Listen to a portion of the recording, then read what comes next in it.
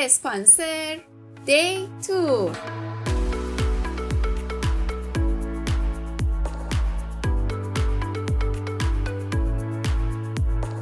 سلام به همه دوستای خوبم، امیدوارم حالتون خوب باشه. من حسام هستم و امروز اومدیم منطقه کوندو لارا، هتل رویال هالیدی پالاس. تشکر میکنم از شرکت دی تور، هماهنگی‌های لازم رو انجام دادن تا این ویدیو رو واسه شما دوستان عزیزمون بسازیم. بریم داخل ببینیم چه خبره.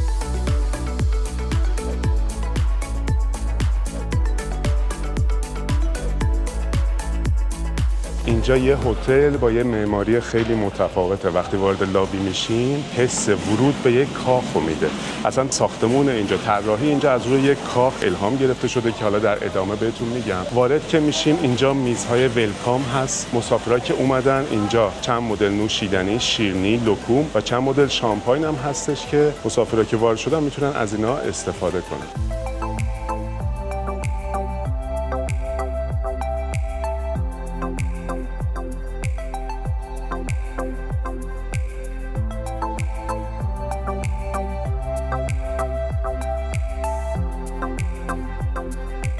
به محض اینکه وارد میشیم اینجا هم رسپشنه دیگه. مسافر باید تشریف بیارن اینجا به همراه چمدونا رو اینجا میذاریم، به همراه پاسپورت و برگه وچر میایین این قسمت. یه فرم بهتون میدم، فرمو پر میکنین طبق قانونی که توی همه هتل ها هست. ساعت 2 بهتون اتاق تحویل میدن روز اول، روز آخر ساعت 12 بعد اتاقتون رو تحویل بدین. یه چیز جالبی هم در مورد معماری اینجا بگم. گفتم از روی کاخ ساخته شده. صاحب این هتل اینجوری نبوده که اینجا رو تحویل بده به یه معمار بگه یه هتل واسه من طراحی کن. توی قسمت به قسمت اینجا نظر داشته و با جزئیات در واقع طراحی اینجا انجام شده. برای مثال طرحی که این بالا هست دقیقاً مثل اون روی کاشی‌های روی زمین هم هست. حالا قسمت‌های مختلف بهتون نشون میدم. اینجا یه طرح برجسته‌ای هست، عین همونم روی کاشی روی زمین هست. تک تک چیزا فکر شده. مثلا اینجا یه ساعت خیلی خوبی هست بهتون نشون میدم. ستون‌ها، مدل‌ها، همون بالای رسپشن آویزی که هست، دوستی که با ما هستش حالا یکم بعد معرفی میکنم بهتون، گفتش حتی شیشه‌های اون بلورهای اونم انتخاب شده. اینجوری نیستش که بگن یه چیزی اینجا بذاریم و بره. اینا همشون فکر شده. بخش رسپشن بود، روبروش هم گست ریلیشن رو بریم با هم ببینیم.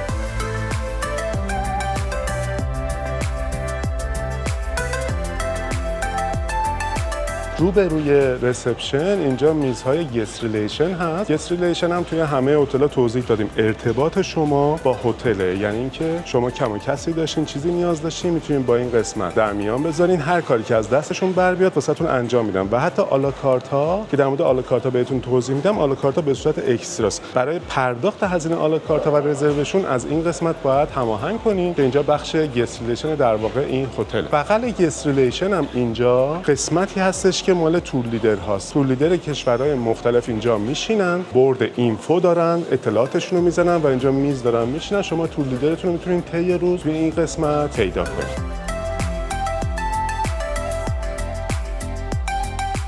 اینجا هم یک میزی هست واسه رنت ماشین، رنت کاره. شما میتونین از اینجا ماشین اجاره کنین، خودتون رانندگی کنین، یا اینکه میتونین ترانسفر هم در واقع بگیرین. البته خب قیمت ترانسفر با راننده کم بالاست. ماشین از 80 یورو روزانه شروع میشه. این هزینه شامل سوخت نیستش، سوخت رو باید خودتون بدین. با پاسپورتی که اینجا در واقع اقامت دارین بدون دپوزیت شما میتونین ماشین اجاره کنین. ولی واسه مسافرای ایرانی چون توی گواهینامه ما لاتین ننوشته، باید ترجمه اونو بگیرین، یعنی گواهینامه بین‌الملل بگیرین واسه گرفتن ماشین. اینجا یه ساعت خیلی قشنگی است. بذار اینو بهتون نشون بدم. جناب آقای موتلو هم از بخش پذیرش، مدیر بخش پذیرش هستن. امروز همراه ما هستن و اطلاعات از ایشون میگیریم. مرحبا، خوش گردید. خیلی تشکر میکنیم ازشون، امروز وقتشون رو واسه ما میذارن. همینجا هم یه دونه ساعت خیلی قشنگ هست. این ساعت یک ساعت آنتیکیه که صاحب هتل از چین با خودش آورده. یک ساعت با ارزشیه که همین وسط گذاشتن و دورش رو از اینا کشیدن که در واقع کسی دست نزنه. یه چی میگم ویترین و نمای خیلی قشنگی اینجا داره. این ساختمونی که اومدیم یه ساختمون 10 طبقه است و اتاقا همشون اینجاست. این هتل 605 تا اتاق داره توی تیپ‌های مختلف. یه اتاق کینگ روم خیلی قشنگ و خوش‌تیل داره که بهتون نشون میدیم و اتاقای نرمال هم که در واقع در ادامه بهتون نشون میدیم. من این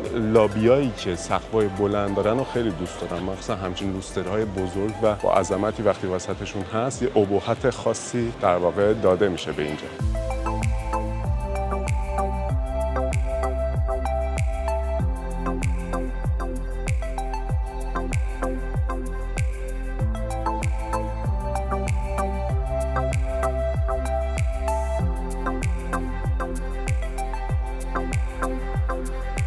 یک لابی خیلی بزرگی داره، قسمت‌های مختلف داره و جالبه که هر قسمتش طرحش مدلش فرق میکنه. یه چیز خیلی جالب دیگه هم که از اینجا پارکته، قسمتی که مسافرا میشینن یه حالت موکت داره، حالی بهش میگن. یه حس خیلی خوبی داره، نمیدونم چجوری میشه گفت اینو. و گفتم طرح مثلا اینجا فرق میکنه، طرح اون قسمت فرق میکنه. لابی نور زیادی داره، لابی حس خوبی داره. بعضی از هتل‌ها رفتیم که تاریک میشه، اینجوری نیست، لابی دلبازه و کاملا حس اون کاخ و سارایی که خودشون میگن و میدن، مثل این ستون‌های خیلی بزرگ، لوسترهای خیلی بزرگ. و یه صحنه هم که اینجا هست، این پلتفرمه بیشتر واسه زمستون استفاده میشه، ولی توی این فصل هم عصرا اینجا در واقع پیانو هستش و یه نفر از طرف هتل پیانیست میاد اینجا برنامه اجرا میکنه، مسافران میشینن و استفاده میکنن. ولی توی فصلایی که هوا خنکه دیگه بیرون برنامه ندارن، سعی میکنن اینجا یه سری برنامه واسه مسافرا اجرا کنن.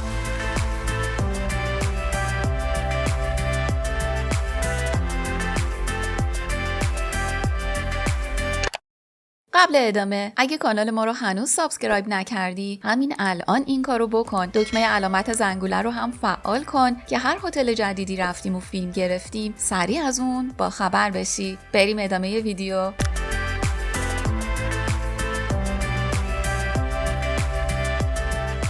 اینجا بار 24 ساعته لوبی هستش که گفتم 24 ساعت شبانه روزی کار میکنه. خواهش کردیم یه چند تا از نوشیدنی هایی که به صورت رایگان داده میشه رو به ما نشون بدن. بین اینا رد لیبل هست، جی بی هست و حالا مارکای دیگه. اینا به صورت رایگانه، جزء کانسپت میتونین استفاده کنین. تو این تاریخی که ما اومدیم قرارداد هتل با این برنده است. 29 تیر 1403 هستیم. شاید مثلا شما این ویدیو رو یک سال بعد ببینین و اون موقع قرارداد هتل فرق کنه، به جای این یه نوشیدنی دیگه باشه. نوشیدنی به صورت اکستراست، مثلا شیواز اینجا به صورت اکستراست، جک دنیل به صورت اکستراست، بابت استفاده و هزینه بدین. اینجا نوشیدنی غیر الکلی هم هستش. ولی یه چیز جالب به من گفتش که مثلا یه نوشیدنی رو من تو هتل ونیز نشون داده بودم، سبز داشت و گفتم این گیاهیه، اون به صورت اکستراست ولی معادلش اینجا هست. نوشیدنی هایی که به صورت اکستراست معادلش اینجا هست، شما میتونید استفاده کنید. و یه چیز جالب دیگه هم میخوام بگم. یکم پیش ما اومدیم اینجا قبل اینکه در واقع دوربین بیا، خواهش کردیم که نوشیدنی‌ها رو بده. این خانمی که اینجا کار میکنه چون اونجا مسافر وایساده بود، معمولا هتل‌های مختلف میریم فوری مثلا میچینن و فلان. گفت اول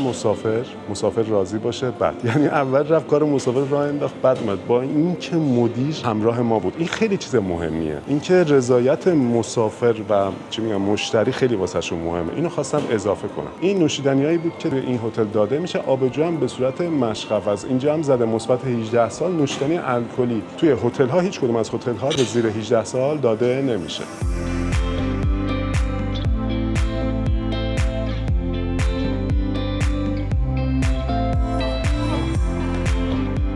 اینجا یه اتاقکی از بغلش، اتاق گیم، اتاق بازیه. اینجا تعدادی میز هست، گیم روم بهش میگن. بازی نمیدونم گروهی هست، بازی‌های تخت نرد هست، ورق بازی هست. میتونین اینجا استفاده کنین. اینجا دومینو مثلا هست روی میزا. اونجا شطرنج هست. اینجا یه جاییه که تو این فصل هم استفاده میشه، ولی بیشتر تو این فصل مسافرا بیرون هستن. توی زمستون این قسمت‌ها زیاد استفاده میشه. از اینجا هم به بالکن راه داره، از اون برم یه بالکن بزرگی هستش که با هم خواهیم دید.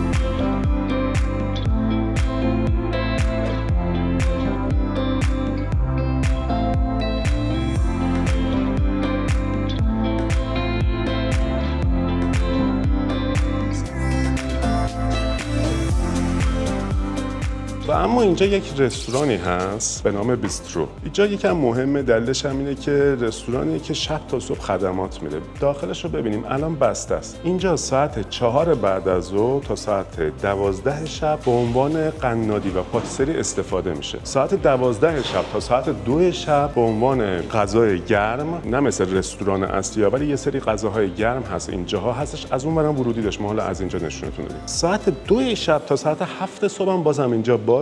غذاهای خنک، صبحانه بهش میگن، صبحانه زودتر. اینجا بازه، شما یعنی نصف شب هم بیاین اینجا رو میتونین استفاده کنین. دو تا جای قهوه گرفتن و اینا داره و جایی که غذاها گذاشته میشه. الان چون کار نمیکنه اینجوری تاریکه، ما ساعت 4 یه فیلمی میگیریم و این وسط مونتاژ میکنیم که ببینیم به چه شکلی. اینم اضافه کنم، گفتم تا ساعت 2 غذای گرم هست. اینجا غذای گرم گذاشته میشه، سوپ و اینا. یه حالت آلاکارتی هم داره، یعنی شما مثلا همبرگر اینا میتونید سفارش بدین، از روی منو مخصوص شما درست میکنن و میارن.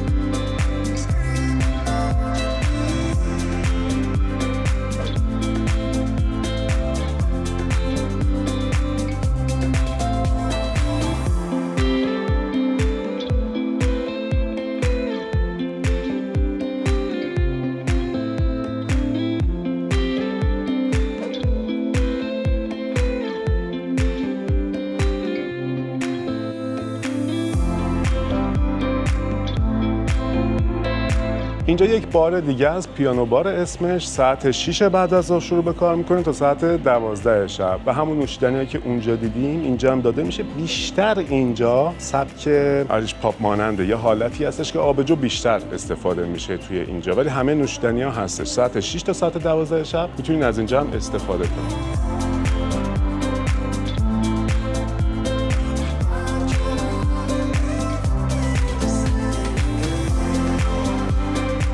اینجا هم یه کتابخونه مانندی هست، انواع کتاب‌ها اینجا هست. گفتم هر قسمت هتل فرق می‌کنه، مثلا مبل اینجا هم فرق می‌کنن. اون دم ورودی هم توضیح دادم که صاحب هتل، مثلا رنگ اینا ببینید، صاحب این هتل همه قسمت‌های مختلف هتل رو بلده، از برشه، توی همه چی اثر انگشتش هستش. حتی مثل همون چیزی که دم ورود گفتم، موکت این طرحی که اینجا داره دقیقاً مثل همین روی سقف برجسته کاری شده و این جزئیات که این همه روش فکر کردن خیلی باحاله. اینجا رو نشون بدیم. این طرحی که اینجا هست روی کاشی‌های اینجا هم هست، دقیقاً همون طرح.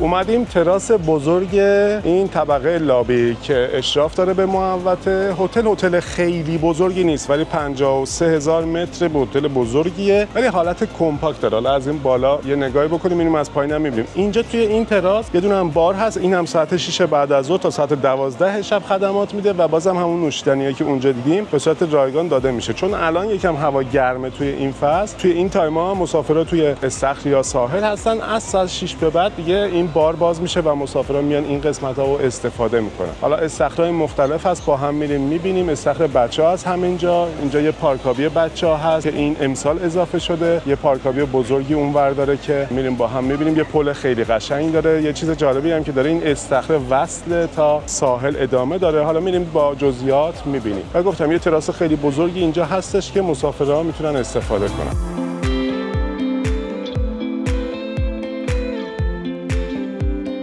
برگشتیم همون دم ورود، همون جایی که ساعته بود بهتون نشون دادم. اینجا دوتا پله هستش که میره به سمت بالا، دیگه طبقات بالا اتاقا هستش و پله هستش که میره پایین. اونجا یه افیس پزشک بود، حالا دیگه نزدیک نمیریم، از دور بهتون نشون بدم. افیس پزشک هم به صورت اکستراست توی هتل ها. مسافرایی که از ایران میان اگه پکیج گرفته باشن که روی پکیج هست، اگه خودشون میان جای دیگه در واقع رزرو کرده باشن، حتما بیمه بگیرین. بیمه سامان که معمولا یا پاسارگاد یا سامانه که بیشتر سامانه، با اینجا قرارداد نداره. شما باید واسه استفاده از بیمه‌تون یه شماره موبایلی هست یا ایمیلی هست پایین اون برگ بیمه، با اون در ارتباط باشین قبل هر گونه اقدامی. بهتون مراحل رو میگه. اونی که جواب میده یک ایرانیه، شماره مال یک کشور دیگه است، ولی بهتون مراحل رو میگه. اینو خواستم بگم واسه اینکه یکی از مسافرا پرسیده بود، من اینجا پرسیدم. اینجا ویلچر هم هست، کالسکه هم هست، ولی به صورت اکستراست. کالسکه روزانه 10 یورو و ویلچر هم از اون افیس پزشک میتونین بگیرین روزانه 25 یورو هزینه اجارهشه. اینم خواستم اضافه کنم که چون دیدم بگم. حالا بریم طبقه پایین. امکاناتی که طبقه پایین هست رو بهتون نشون بدیم. جزئیات خیلی باحالی داره. اینجا قسمت آسانسوراست، ستون‌ها و طرح‌هایی که گفتم از بالا رو زمین میفته. یه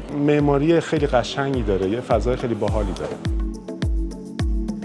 هتل مال سال 2011، یعنی تقریباً 13 سال 14 سال پیش، 13 سال پیشه. و یه چیز جالب بهتون بگم، هتل بازسازی نداشته. البته بازسازی‌های ریزی 100% داشته قسمت‌های مختلف، ولی بازسازی نداشته. و اینکه یه هتل قدیمی مثل این خیلی تمیزه، همه چی خیلی شیک و انگار تازه است و این خیلی چیز مهمیه. اومدیم طبقه پایین، اینجا میره به سمت محوطه، پدالی مغازه اینا هست، ولی رستوران این عقبه. بریم رستوران رو با هم ببینیم. از اینجا هم دیده میشه. رستوران رو با هم ببینیم، بعد قسمت‌های مختلف رو می‌بینیم.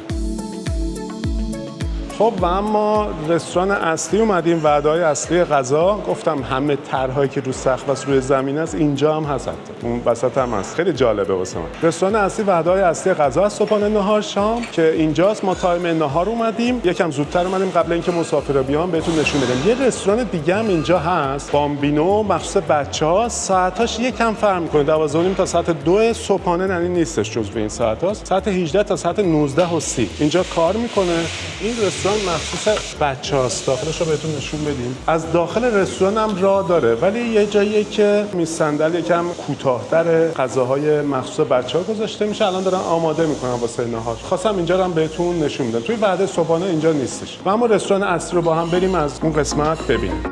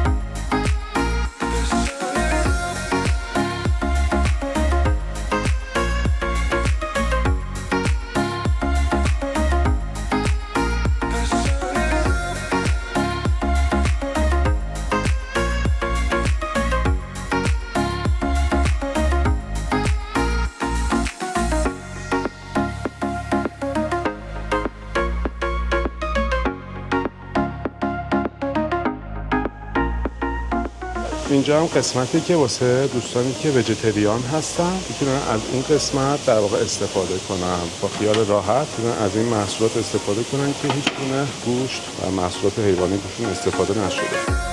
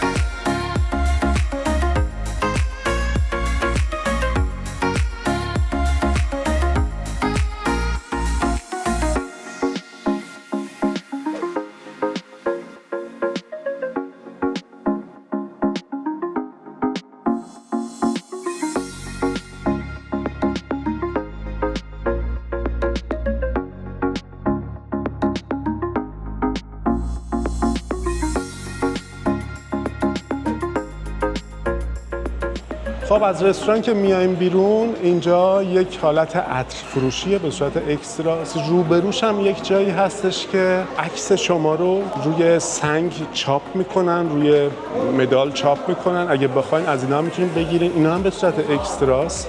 حتی من یه نمونهشو، طرح‌های مختلف آماده هست اینجوری. اینجا عکس هم هست، شما میتونید یه عکسی بدین که اونو بزنن روی سنگ‌های بزرگتر بهتون بدن. این قسمت هم به صورت اکستراست. و بریم اونجا یه دونه گیم سنتر هست و یه دونه هم حمام ترک هست. و اما دیسکو هتل هم اینجا ساعت 12 تا ساعت 1:30 داخل دیسکو هم یک باری هستش که تو این ساعت‌ها کار میکنه. یه دیسکو بزرگ و خوبی داره. طراحی کلا هتل خیلی باحاله. از همین سنگایی که اینجا هست، نمیدونم تو دوربین چقدر دیده میشه، تا کلا طراحی هتل. یه دیسکو نسبتاً بزرگی داره و گفتم هر شب ساعت 12 تا ساعت 1:30 معمولاً تا 2 هم طول میکشه. اینجا هست، خودش هم توش بار داره، یه حالت سه مانند هم داره. اینجا برنامه است. هتل کلا هتل خانوادگی هستش، یعنی بیشتر مسافرایی که اینجا میان خانواده میان، ولی برنامه داره، دیسکو داره، برنامه‌های خوب شب داره، هفته یک بار پول پارتی داره. حالا توی این فصلی که ما اومدیم روزهای چهارشنبه است، ولی شاید وقتی که شما بیان فرق می‌کنه، ولی در کل هفته یک روز پول پارتی داره، هفته 2 روز توی ساحل افتر پارتی داره. برنامه‌های خیلی خوب و کاملی داره. اینجا هم گفتم همون دیسکوشه، اینجا بارشه، اینجا هم کابین دیجی هست. سیگار کشیدن توی جاهای سرپوشیده تو کل ترکیه ممنوعه. اینجا هم زده 109 لیر جریمه‌شه، یعنی شما اگه اینجا سیگار روشن کنی 109 لیر جریمه در واقع نقدی ازتون میگیرن.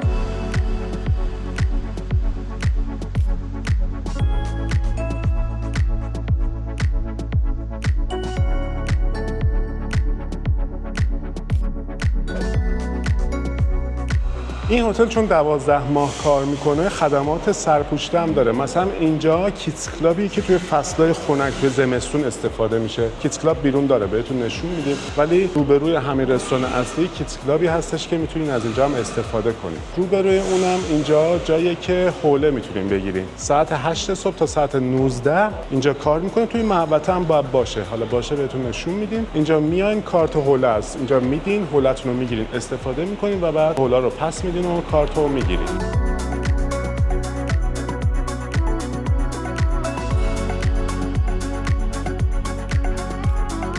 بغل همین قسمتی هم که حوله میدن، اینجا گیم سنتر هست که ورودی و طراحیش خیلی باحاله. بریم داخل اینجا رو هم ببینیم. گیم سنتر اینجا 12 تا ساعت 24 کار میکنه. قسمت بولینگش هم ساعت 16:30 تا ساعت 23:30 هست. گیم سنتر همه هتل هم به صورت اکستراست.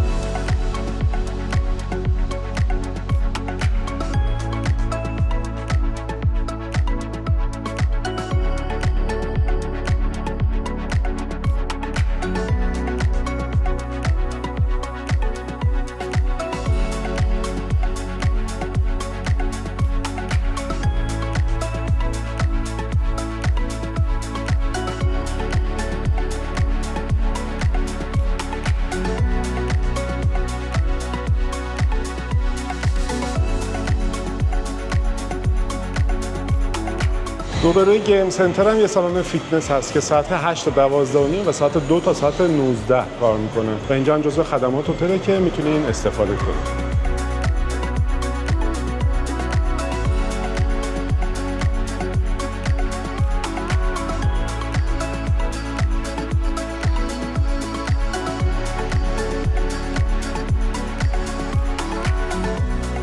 اینجا هم حمام ترکشه، بغل هم سالن فیتنسه، حمام ترکشه. بریم داخل اینجا رو هم ببینیم. توی حمام ترک همه هتل‌ها هم قسمت‌های رایگان هست، مثل خود حمام ترک، مثل قسمت سونا، قسمت‌های اکسترا و خدمات اکسترایی هم هستش. وقتی وارد اینجا میشیم یک میزی هست، میز ولکام. اینجا بهتون پکیجا رو معرفی میکنن. گفتم مثل ماساژ، خدماتی که روی صورت هست، ماسک صورت و حالا خدمات دیگه، اینا به صورت اکستراست. اینا رو اینجا قیمتا رو بهتون میگن، زماناشو بهتون میگن، هزینه‌شو پرداخت میکنین اگه بخواید میتونین استفاده کنین. ولی خود حمام ترک که الان با هم میریم میبینیم و سونا به صورت رایگانه. استخر سرپوشیده هم اینجاست. اینم بهتون نشون بدم. این هتل 12 ماه کار میکنه. واسه همین استخر سرپوشیده مهمه. یعنی توی فصل‌های زمستون، حالا توی نوروز اینا بیاین، اینجا جزو جاییه که خیلی استفاده میشه. اینجا استخر سرپوشیده است ولی خب الان استفاده نمیشه. بازه مسافرا میتونن بیان استفاده کنن، ولی خب همه الان بیرونن، توی ساحلن، توی استخرهای روباز بیرونن. توی فصل زمستون اینجا آب گرم هم میشه. این هتل استخر روباز آب گرم یا پارکابی آب گرم نداره، ولی این استخر سرپوشیده آب گرمه و میتونیم بیاین و استفاده کنیم. معمولا توی اینجور استخر سرپوشیده یه ویتامین بار مانندی هم داره که این بغله، اونم با هم میبینیم.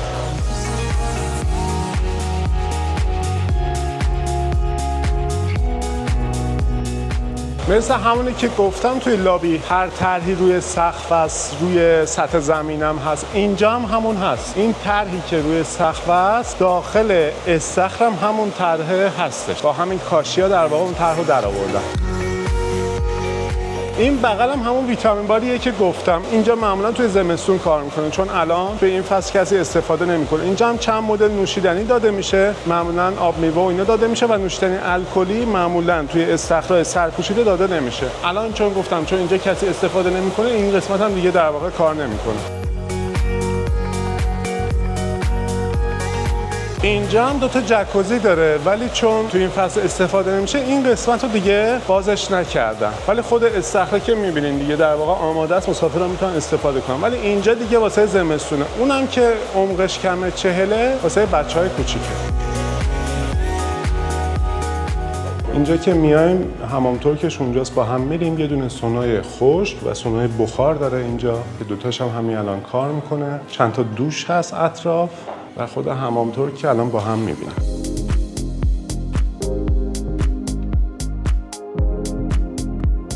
داخل حمام ترک هم یه جای عمومی بزرگ داره، دوتا هم اتاقک کوچیک داره که معمولاً توی پکیجا که کیسه کشی هست توی این اتاقک ها انجام میدن، ولی خب حالا خالی بود میتونین استفاده کنید.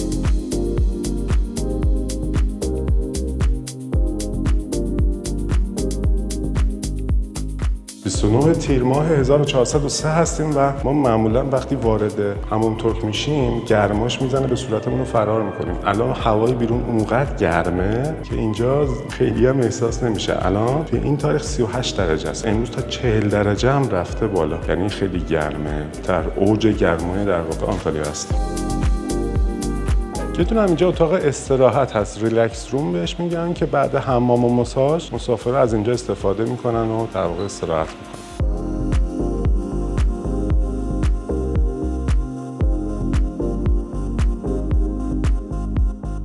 یک نمونه از اتاقای ماساژ هم بهتون نشون بدیم. این یه اتاق ماساژ نرماله، یک تخته است و اگه شما پکیج ماساژ بگیرین با همچین اتاقایی در واقع بهتون ماساژ میدن. اتاقای وی آی پی هم هست، اتاقای مختلفی هم هست. این یه اتاق استاندارد نرمالش.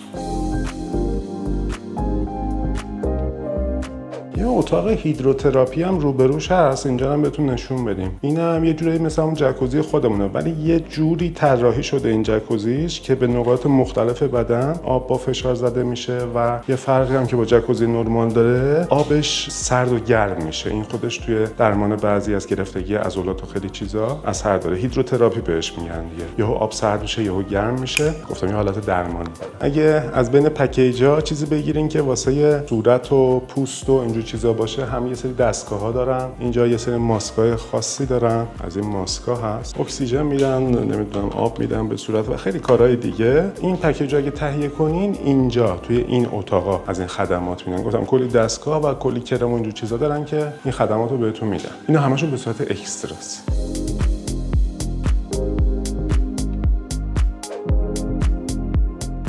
اینجا آرایشگاه هست. آرایشگاه به صورت اکستراست. توی همه هتل‌ها در واقع آرایشگاه اکستراست و در ادامه تعدادی مغازه و مارکت هست. اینا هم به صورت اکستراست. اینا رو هم با هم ببینیم.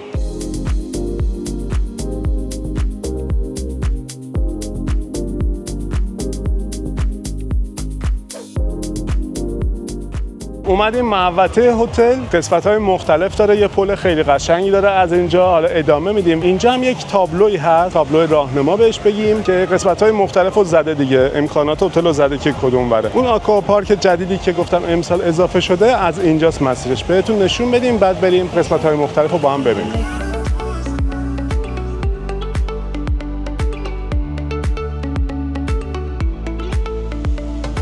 هتل بارهای مختلفی داره، حالا با هم میریم میبینیم، ولی یه چیزی هم این شکلی داره که انواع نوشیدنی‌های خنک رو میاره توی محوطه میچرخه و مسافران میگیرن. حتی اینجا حالا مسافرا خودشون واسطن، معمولا میان تا جایی که مسافرا دراز کشیدن داره آفتاب میگیرن هم میاد میچرخه و خدمات داده میشه.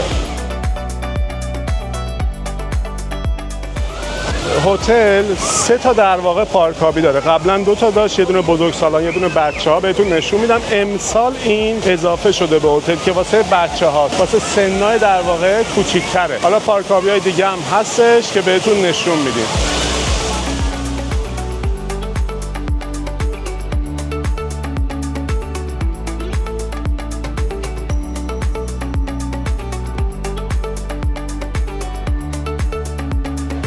اینجا همون آکواپارک بچه‌ها که بهتون گفتم قبلا 2 تا آکواپارک بود این اضافه. این آکواپارک قبلیه که واسه بچه‌ها بود، 3 تا سرسره ساده بود که اونجا رو امسال اضافه کردن، بزرگ شده.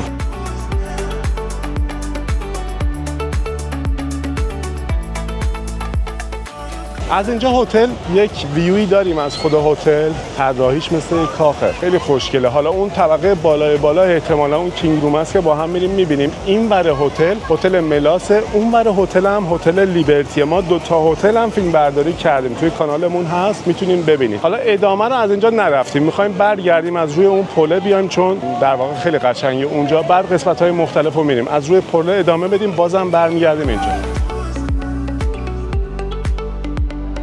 چون از مسافرها پرسیده بودن بگم که اینا واسه خود مسافران، یعنی مسافرها خودشون با خودشون آوردن. هتل داده نمیشه، مدل‌های مختلفی هست. توی هیچ هتلی در واقع داده نمیشه. یه سری تویوبا هستش که توی قسمت پارکابیه، اونم نسبت به سرسره، اونا رو هم نمیشه بیارین توی استخر استفاده کنین، مخصوص اون قسمته. ولی این تویوبایی که می‌بینید مدل‌ها و شکل‌های مختلفی هست، مسافرها خودشون با خودشون آوردن.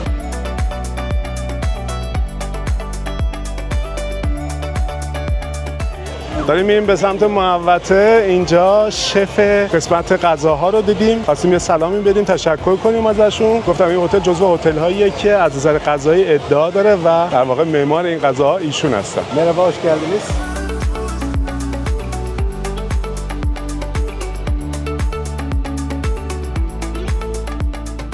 این استخر بزرگی که هم اینور است هم اونور است از زیر این پل رد شده و یه تیکه است، یعنی از اینجا تا ساحل ادامه داره، تا آخرین قسمت ادامه داره.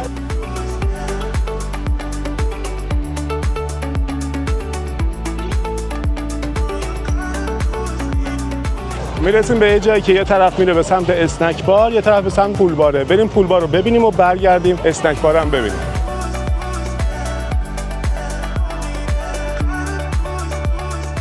این همه پول باریه که بهتون گفتم، ساعت 10 صبح شروع به کار میکنه تا ساعت 12 شب. یه سم مانندی هم هستش که بعضی شبا، هر شب نه، بعضی شبا اینجا موزیک زنده اینا هم هستش، مسافرها میتونن استفاده کنن.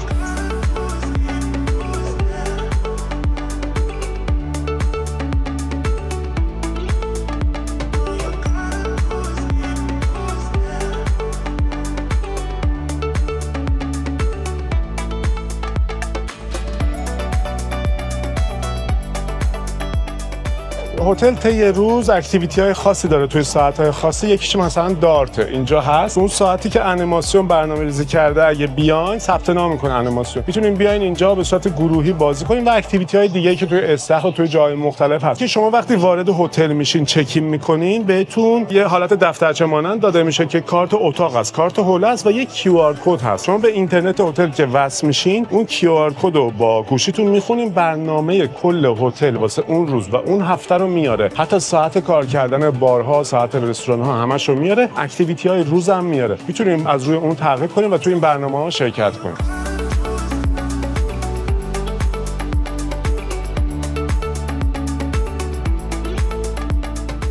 اینجا یه حالت اسنک بار هتله که قسمت‌های مختلفی داره، مثل مغازه است. وسطش هم ورودی آمفی‌تئاتر، قسمتی که برنامه‌های اصلی شبانه هست. حالا چون ساعت دقیقاً 12 بعضی جا باز شده، بعضی جا باز نشده، ولی بریم اینجا رو ببینیم تا چند دقیقه بعد که بیایم این بیرون رو بهتون نشون بدم. آمفی‌تئاتر اینجا هم گفتم هر شب اینجا برنامه داره. هتل معمولاً برنامه‌های اجرایی، برنامه‌های دنس و برنامه‌های بزرگش رو توی اینجا اجرا می‌کنه. یه حالت دیسکو میسکو هم هست، جایی هستش توی هتل بهتون نشون میدم که اونجاها در واقع برنامه‌های کوچیک‌تر رو اجرا میکنه. مسافر اینجا میشینن و از برنامه استفاده میکنن. معمولاً هم این برنامه ساعت 9 شروع میشه، ولی چون نسبت به فصل و تاریخ متفاوته، توی اون تایمی که اومدین خودتون از طریق اون برد اینفو در واقع تعقیب کنید. توی همه هتل‌ها معمولاً 8:30 یه حالت مینی دیسکو شروع میشه واسه بچه‌های کوچیک، نیم ساعت اینجا. بعد اون ساعت 9 در واقع برنامه بزرگ شروع میشه، معمولاً تا ساعت 10:30 11 طول میکشه. 11 تا 12 افتر پارتی هست. توی قسمت ساحلی بهتون نشون میدیم. ساعت 12 تا 1:30 هم که مثبت 18 سال در واقع داخل دیسکو برنامه هست.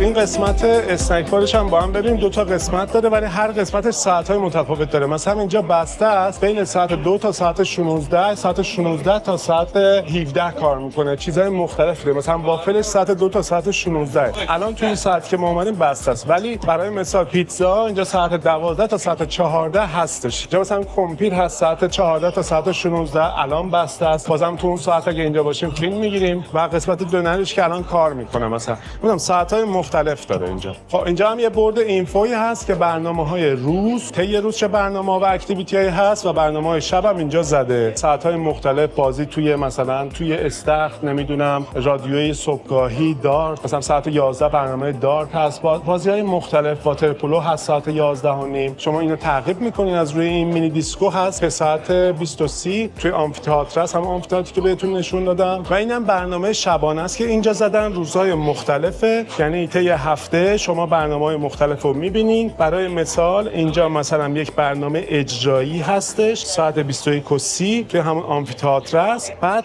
در ادامه شاید 22:30 یک برنامه دیگه حالت موزیک زنده هست، دکس بند مثلا این موزیک زنده توی قسمت دیگه است که اینجا زده قسمتی که هستش کجاست. هر روز هم جای مختلف است. بازم مثلا فردای اون روز سه‌شنبه یک برنامه ساعت 21:30 هست، این تموم میشه، یک برنامه دیگه ساعت 22:15 شروع میشه. اینا رو باید تعقیب کنین که بدونید. این مثلا یه حالت سنتی دنس سنتی ترکی هست روز چهارشنبه. برای مثال حالا تاریخی که شما اومده شاید این برنامه عوض بشه. این برد اینفو رو اگه تعقیب کنین در واقع از اون برنامه میتونین استفاده کنین. گفتم توی ورودی بهتون یه کیو آر کد داده میشه، از روی اون میتونین این برنامه رو تعقیب کنین. هفته یک بارم هتل پول پارتی داره. حالا توی این تایمی که ما اومدیم روزهای چهارشنبه است، استخر انیماسیون که بهتون نشون میدیم اونجا پول پارتی برگزار میشه. هفته یک بار یه افتر شو خیلی باحال توی ساحل داره. برنامه‌های مختلف هست، از روی اون اینفو بورد رو تعقیب کنین میتونین استفاده کنین. یک کیدز کلابی هم اینجا هست، چون ساعتش نیست الان، از اون ور که میریم بهتون نشون میدیم، چون هم از اینجا ورودی داره هم از پشت ورودی داره که از پشت بهتون نشون میدیم. ادامه بدیم اسنک بار چون یه جای دیگه هم داشت اونجا ببینیم با هم و برمیگردیم.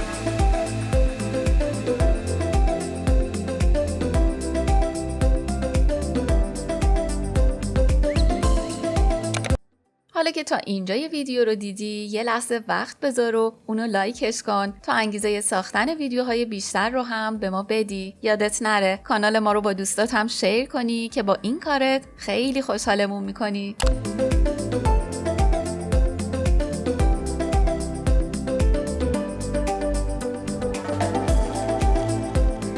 اینم قسمتی که میوه داده میشه ساعت 12 تا ساعت 14 و یه قسمت ساندویچ سرد و کرواسان بهشون میگن، از این شیرینی‌های در واقع کاکائویی. اینجا هم هستش که ساعت بازم 12 تا ساعت 4 داده میشه. قبل اینم یه توستی بوده اینجا ساعت 11 تا ساعت 12 که اون دیگه تایمش رد شده.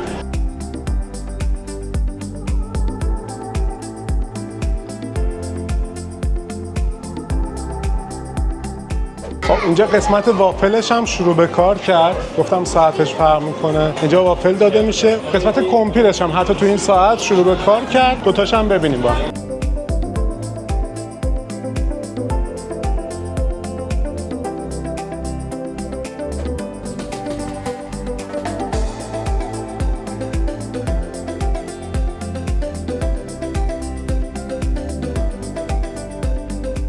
طبقه بالا اینجا هم یه جاییه که واسه همون اسنک بار پایینه دیگه، مسافرا میتونن بشینن از اینجا هم استفاده کنن، جا واسه نشستنه. وسطش هم یه دونه نارگیله یا همون قلیون خودمون هستش که قلیون توی همه هتلایی که رفتیم اکسترا بوده، یعنی شامل هزینه است که اینجا هم به این شکل.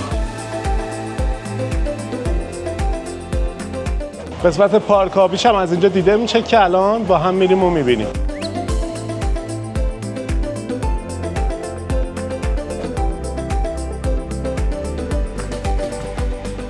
اینجا یه پارک آبی بزرگی هست، میریم از نزدیک میبینیم، واسه بزرگ سالانه. یه دونه هم شهر بازی داره اونور هتل، اونم میریم از نزدیک میبینیم. و یه سری از برنامه‌هایی که گفتم اکتیویتی ها طی روز هست، الان یکی از برنامه‌ها شروع شده توی اون استخره، بریم اونم ببینیم و بازم قسمت‌های مختلف. اینم خیلی باحاله که توی مسیر داریم میریم، یه حالت جزیره هست و اینجا از این گیاهای موز و نخل هست. اینا هم بهشون درخت موز گفته نمیشه، اینا گیاهن، چون که کل ساختارش از برگ مثل این تنه نداره، به خاطر هم میگن گیاه موز. اینجا موز و نخل است که توی این قسمت‌ها خیلی باحاله، قسمت‌های مختلف. حالا بریم از نزدیک این برنامه رو ببینیم و قسمت‌های مختلف رو ببینیم.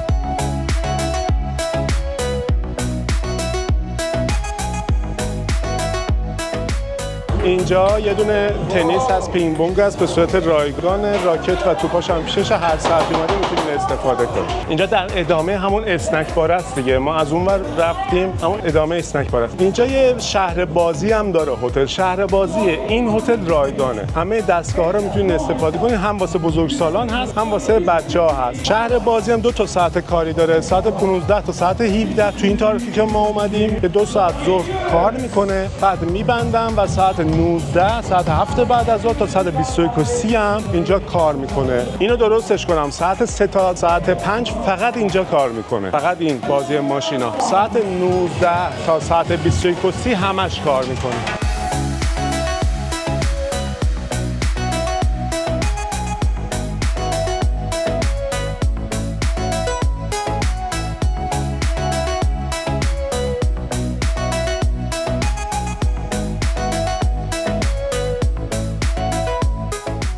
کیدز کلاب ورودیش از اون وره، ولی چون از این پشت اومده بودیم شهر بازی رو بهتون نشون بدیم، از همینجا هم وارد شدیم. داخل کیدز کلاب هم با هم ببینیم.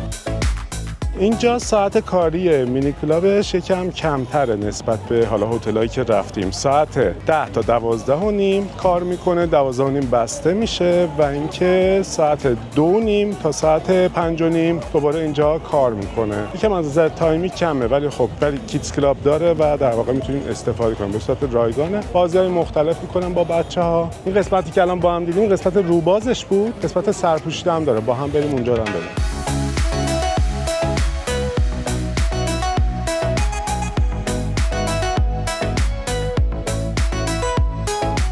ورودی اصلی کیدز کلاب از اینجاست. همون سوسورهای بچه‌ها بودن، قدیمی یا جدیدا نه. سوسورهای بچه‌های قدیمی زیر اون یه ورودی داره، اون آخر اسنک باره بود. ورودی اصلی از اینجاست، ما از پشت اومدیم.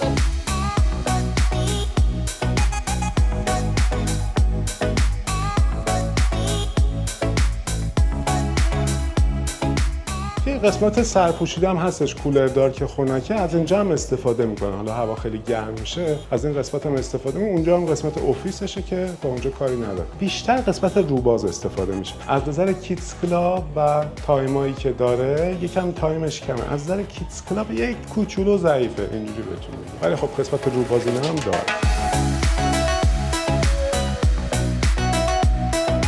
این همون ورودی اصلی کیدز کلاب که بهتون گفتم اینجاست و ساعتش هم اینجا زده. این میرسه به همون استکباری که دیدیم با هم، ادامه اونه دیگه، چون تو اون ساعت نبودش ما رفتیم از پشت دور زدیم. بریم همون قسمت لونا پارک یعنی شهر بازی، از اونجا ادامه بدیم. رفتیم از اینجا کیدز کلاب رو دیدیم داخلشو، برگشتیم همون جایی که در واقع این مسیر رو رفته بودیم به سمت کیدز کلاب. این دو تا دستگاه رو دیدیم واسه شهر بازی، چند تا دستگاه دیگه اینجا هم هست و بریم ادامه. اونورم پارکابی بزرگ است، بریم اونم با هم ببینیم.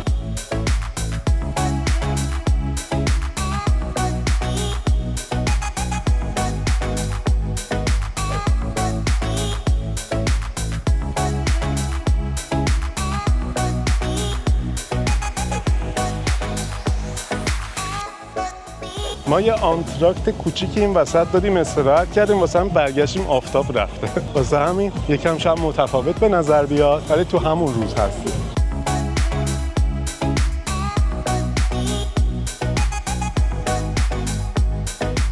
یه سری ورزش‌های گروهی مثل یوگا اینا هست، اونو تا همچین پلتفرمایی انجام میدن، ورزش‌های گروهی.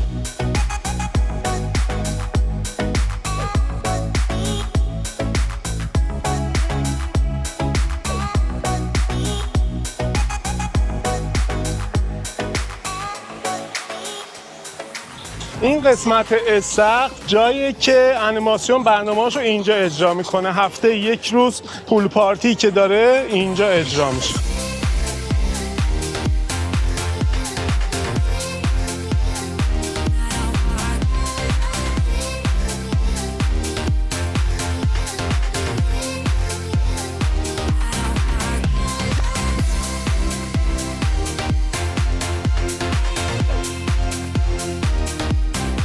داریم میریم به سمت ساحل. اینجا پارکابی الان میریم میبینیم. روبروش یه دونه از آلاکارت ها، از آلاکارت ماهی اینجاست. هتل 5 تا آلاکارت داره، دریایی که اینجاست، ایتالیایی، ترکی، مکزیکی و آسیایی، همشون به صورت اکستراست و 25 یورو هزینه استفاده هر نفره. مثلا آلاکارت دریایی اینجاست، 2 تا از آلاکارت ها توی در واقع لابی اصلی بود و قسمت های مختلف هتل. برای استفاده از آلاکارت هم بعد حداقل یک روز قبل از قسمت گست رزرو کنیم و هزینه‌شو پرداخت کنیم. بریم قسمت پارکابیش هم با هم ببینیم. پارکابی همه هتل ها هم ساعت 10 صبح تا ساعت 12 و ساعت 2:30 یا 2 تا ساعت 4:30 5 کار میکنه. 90% هتل ها به این شکل، بعضی از هتل ها مثلا دیگه ساعت 10 صبح تا ساعت 5 بعد از ظهر کار میکنن. اینجا هم پارکابی این هتل که پارکابی خوبی داره، نسبتا تعداد سرسراش هم زیاده و اینکه یه پارکابی جدا واسه بچه‌ها داره این چیز خیلی خوبیه.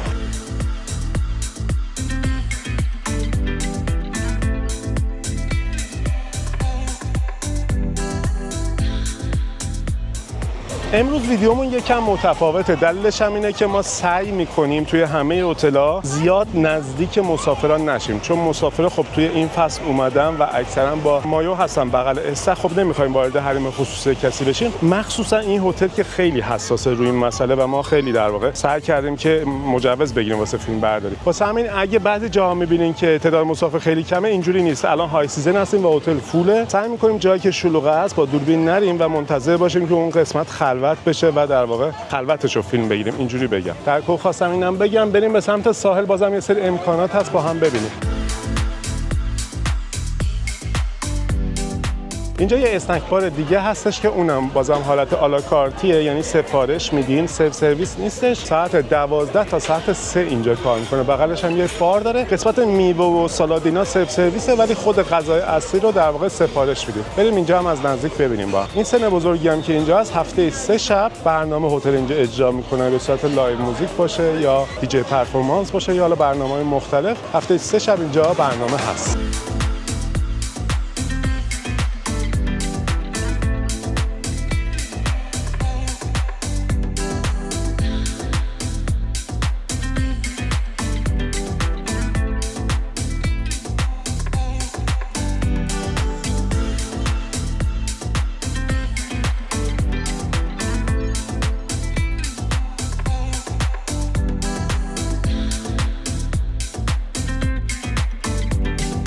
اینجا یک چادر غذاهای ترک است. ساعت 12 تا ساعت 16 گزلمه، پیده، چند مدل غذاهای ترک اینجا داده میشه. اینم جزو خدمات به صورت رایگانه، میتونین بگیرین و استفاده کنین. من فکر کنم تو همه هتلایی که تا الان رفتیم گزلمه بوده، یعنی یه جور معرفی غذاهای ترکی است که خود هتلاشون نشون میده.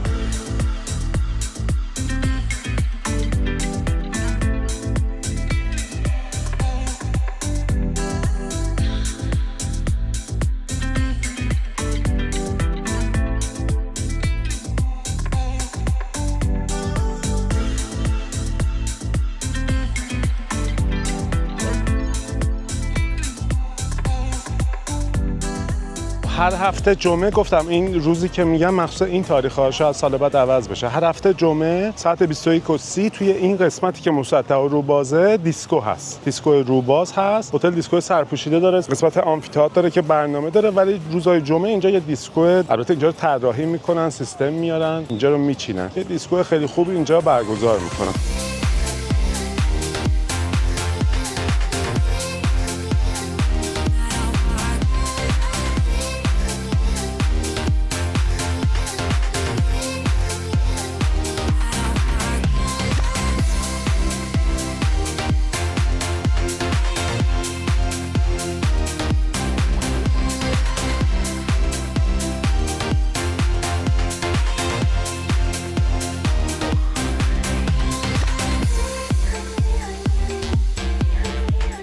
و اما ساحل هتل که با هم اومدیم، قسمت ساحلی نسبتا خلوت‌تره تا خود استخرا. اونجا تفریحات آبی هست مثل جت اسکی و اینا، اینم اکستراست، تو همه هتل‌های آنتالیا اکستراست. و پاویلیون‌ها هستن لب ساحل. پاویلیون‌ها به صورت اکسترا هستن، شامل هزینه، شما روزانه هزینه‌شو پرداخت می‌کنین و میتونین از اونجا استفاده کنین. روش معمولاً سرویس نوشیدنی هم داره. یه دونه هم اسکله هست توی ساحل که اون اسکله مال هتل و وسطش یک باری هست. بارش هم به صورت رایگانه. بریم با هم ببینیم. این پاویلیونا واسه 2 نفر 80 یوروه. اگه مثلا 4 نفر باشین دیگه ضرب در 2 میشه. اینایی که اینجا هستن روی اسکله هم هست، اونا 120 یوروه، اونم واسه 2 نفر. اگه حالا 6 نفر باشین ضرب در 3 میشه مثلا. قیمت 2 نفرش اینجوریه.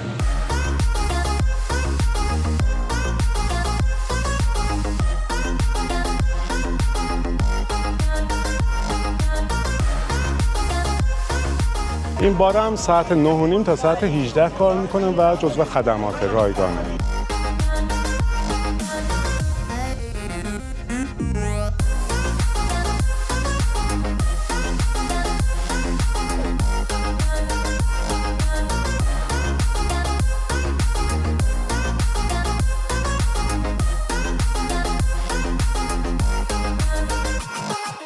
اومدیم بخش اتاقا رو نشونتون بدیم. 16-11 اولین اتاق طبقه 6 هستیم. گفتم این هتل 605 تا اتاق داره توی تیپ‌های مختلف و توی 10 طبقه هست. ما الان طبقه 6 هستیم. وقتی وارد اتاق میشیم یه دونه اینجا سرویس بهداشتی هست که بهتون نشون میدیم با جزئیات. و این اتاقی هم که اومدیم اتاق استاندارده. توی این هتل بهش میگن سوپریور استاندارد. توی هتل‌های مختلف دلوکس گفته میشه، نمیدونم سوپریور گفته میشه، اینجا سوپریور استاندارد گفته میشه. این یعنی سطح اول اتاقا هستش. اتاقاش خیلی بزرگن، 46 متره و واسه اقامت 3 تا بزرگسال با 1 کودک یا 2 تا بزرگسال با 2 تا کودک مساعد هستش. هتل سال 2011 افتتاح شده و از اون روز به این ور بازسازی بزرگی نگذرونده. اینو میخوام تاکید کنم، ولی همه چیز خیلی قدیمی نیستش. مثلا از تلویزیون معلومه خب این خیلی قدیمیه. الان همه هتل‌ها LCD و اینجور چیزا دارن، ولی اینجا خب نسبت به سنش خوبه. اتاقا طراحیش متفاوته، مثل خود هتل حالت کاخ سرای، حالت پادشاهی داره. این طرحایی که اینجا هست، رنگایی که هست، همشون متفاوته. توی اتاق یه حالت میزه کارم هستش. استاندارد اتاقایی که ما میریم معمولاً 30 متر ایناست، حالا 23-4 متر شروع میشه تا 35 متر. این اتاقا خب خیلی بزرگن نسبت به اونا. اینجا سرویس چای و قهوه هست، کتری هست، میتونین استفاده کنین جزو خدمات. داخل اینجا مینی بار هست. داخل مینی بارم نوشیدنی الکلی 2 تا آبجو گذاشته میشه، آب هست، آب میوه هست، اسپرایت هست، نوشابه هست. اینا هم به صورت رایگانه و اگه استفاده کنین دوباره واسه سرویس اتاق که میان اونو دوباره جاش میذارن. سیگار کشیدن توی همه اتاق‌های همه هتل‌ها ممنوع هستش و اتو هم اینجا ممنوعه. بعضی از هتل‌ها رفتیم که حالا اتو خودشون هم میذارن، میز اتو هم میذارن، ولی توی این هتل ممنوعه. یعنی شما اگه با خودتون اتو مسافرتی هم آوردین، اگه بیان واسه سرویس اتاقتون اونو ببینن روی میز ورش می‌دارن. دلیلش اینه که احتمال آتش سوزی هستش. واسه همین اگه آوردین از اتوهای مسافرت استفاده کردین، بعد درش بیارین و توی چمدونتون بذارین. این اتاقی که اومدیم یک اتاق سی ویوه. اتاق‌های این هتل سی ویو داره، لند ویو داره و در واقع سایت سی ویو داره. و اتاقای سی ویو استانداردی که هستن بالکناشون کوچیکه. اونم به خاطر طراحی در واقع هتل هستش. شما اگه بخواین اتاقتون سی ویو باشه، یعنی همچین ویویی داشته باشه، حتما باید از جایی که رزرو می‌کنین درخواست سی ویو بکنین. اختلاف قیمت قیمت دارن، اونو پرداخت کنین و اتاقی که بهتون داده میشه همچین اتاقی خواهد بود. در غیر این صورت اتاقایی که روی پکیج های نورمال هستش اتاقای لند ویو هستن. گفتم 3 مدل ویو داره، سی ویو داره، لند ویو داره و سایت سی ویو داره. داخل کمد این اتاقا هم سیو باکس هست، اینجا به صورت رایگانه، اینجا واکس گذاشته میشه. این گیاه لاوانتا که هست از اون گذاشتن واسه بوه و بوی خیلی خوبی داره. پاشنکش هست، یک دستمال واسه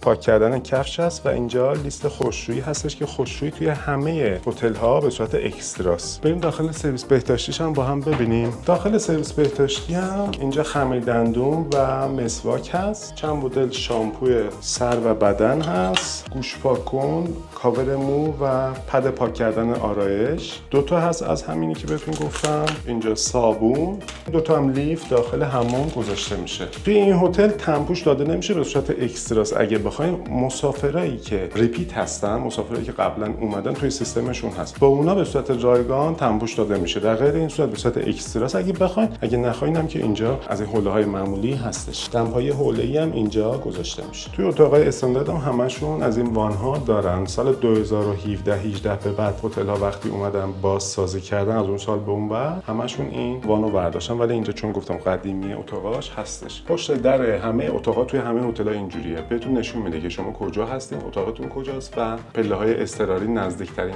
خروجی‌ها در واقع به شما کجا هستش. از اینجا دقیقاً نشون میده.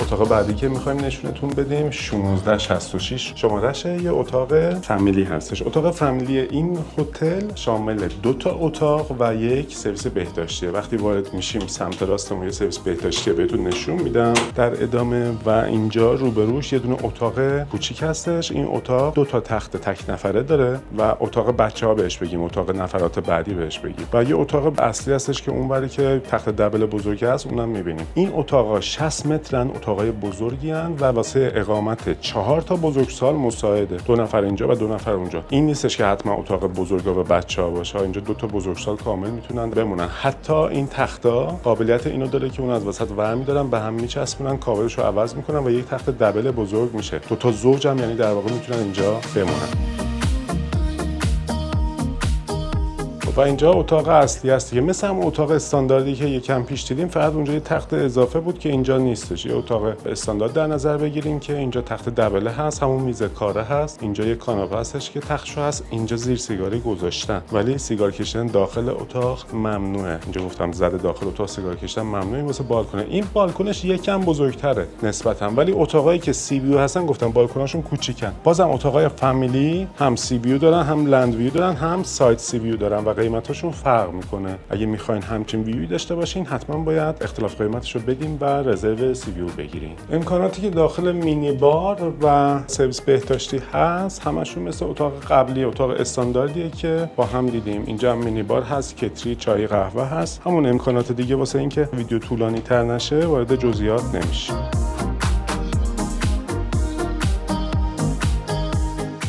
به خاطر اینکه طراحی سرای و کاخ داره، اینا رنگای طلایی استفاده شده، هم طرح روی در و همین دستگیره‌هاش همشون اینا هم حتی طرحهای طلایی رنگ و متفاوتیه. دوباره تکرار می‌کنم، اینجا 2 اتاق جداست که هر دوتاش در دارن، ولی سرویس بهداشتی یه دونه است که سرویس بهداشتی مثل همون اتاق قبلی که با هم دیدیم. وقتی وارد میشین یه ورودی هست، یک راهروی کوچیکی هست. سرویس بهداشتی یکی از اتاق‌ها و اتاق بعدی که اونجاست. هر 2 اتاق در دارن، یعنی بسته میشن، از هم جدا میشن، ولی خب سرویس بهداشتی مشترکی دارن.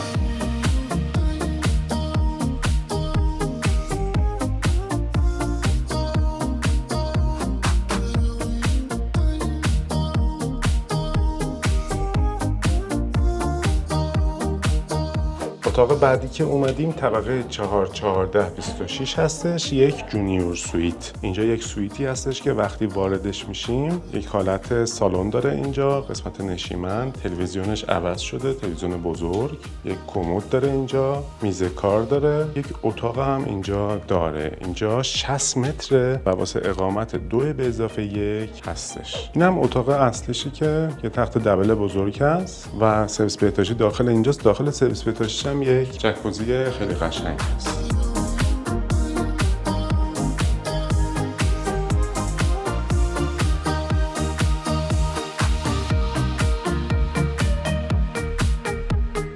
اتاق لند ویو هستش و رو به خیابونه. البته وسط این هتل و خیابون هتل رویال سگینوس هستش که محوطه‌اش از اینجا دیده میشه. جزو همین گروه استون هستش.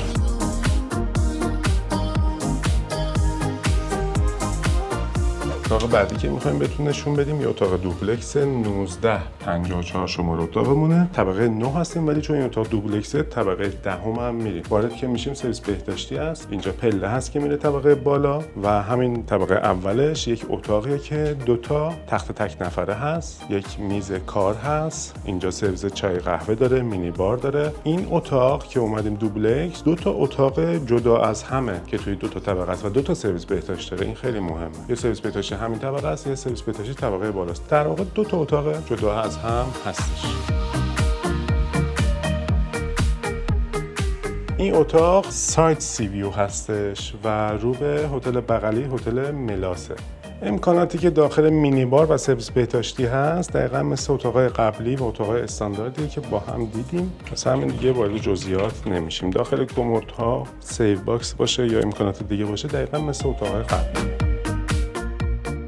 اتاق فامیلی که با هم رفته بودیم 2 تا اتاق داشت با یک سرویس بهداشتی ولی اتاقا در داشتن، از هم جدا می شدن. اینجا 2 تا اتاق داره با 2 تا سرویس بهداشتی ولی بینشون در نیستش، یعنی نه از اون ور این ورم که بازه ولی 2 تا سرویس بهداشتی داره. از این جهت خیلی خوبه. سرویس بهداشتی طبقه پایین فقط دوش داشت. اینجا وان هم داره. سرویس بهداشتی طبقه بالا وان هم داره.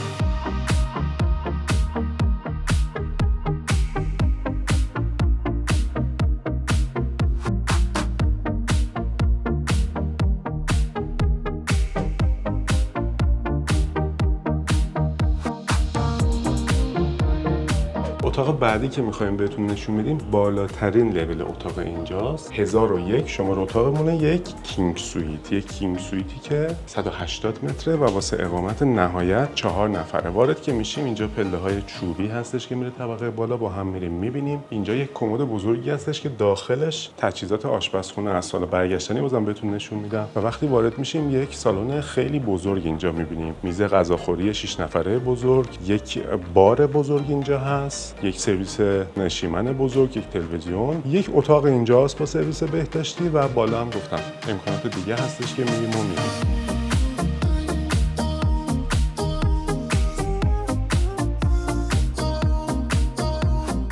اینجا مینی بارش یک یخچال ماننده، یک یخچال کوچیکه. چیزایی که داخلش هست مثل همون مینی بارایی که توی اتاقای قبل دیدیم، یکم بیشتر. دیگه مینی بار نیستش که یکم بزرگتره، حالت یخچال داره.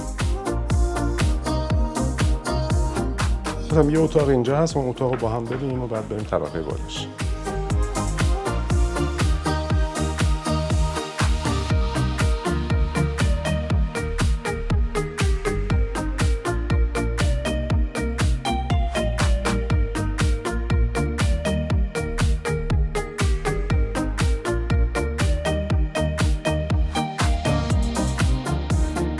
اینجا دم ورود کمدی که بهتون نشون دادم، این وقتی دراش باز میشه اینجا یه حالت آشپزخونه میشه که اینجا سینک داره، اجاق داره، اینجا ماشین ظرفشویی داره، تعداد زیادی اینجا ظرف هست، لیوان هست، همه چی. حتی اینجا مایه ظرف شستن هست، اسکاچ هست، کامل. اینجا قهوه چایی هست، کتری هست. مثل یه آشپزخونه کامل میتونین از اینجا استفاده کنید. و اتاق اصلی یعنی اتاق مستره، اتاق کینگه اینجاست که یه تخت دبل بزرگ داره، سقفش آینه داره، بالاش طراحیش کاملا متفاوته. اینجا هم یه دونه از همون مینی بارهای بزرگ داره، همون یخچال داره و یه سرویس بهداشتی بزرگ داره. اینجا یه تخت نوزاد هم داره. این تخت نوزاد درسته خیلی بزرگه ولی تخت سیستمش تخت نوزاد. کلا اقامت این اتاق 2 به اضافه 2 یعنی یا 4 تا بزرگسال یا 2 تا مثلا بزرگسال 2 تا کودک، 3 تا بزرگسال با 1 کودک، کلا تا ماکسیمم 4 تا بزرگسال میتونن اینجا اقامت داشته باشن. یه سرویس بهداشتی با یه جکوزی خیلی خوشگل هم واسه همین اتاق طبقه بالاست.